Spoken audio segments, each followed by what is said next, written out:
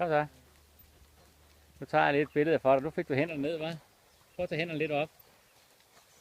Og så hold hænderne lige midt på hesten. Lige midt på over sadlen, ikke? Sådan her.